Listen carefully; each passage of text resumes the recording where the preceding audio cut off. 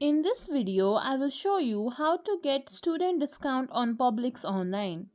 So simply open up Publix on a web browser, then search for Publix. So the first thing that you need to understand is that Publix does not have a company-wide student discount policy for online orders. So the only way that occasionally you might be getting student promo is when you visit a specific store location near your college or campus. If not, the only way that you can save money is through digital coupons. So simply click on this URL. After you're done logging in, click on the menu again. Then click on savings. Click on digital coupons. From here you can get various coupons on different items. Simply click on clip coupon and then you can use it for checkout. Or click on this menu again. Click on savings. Click on extra savings.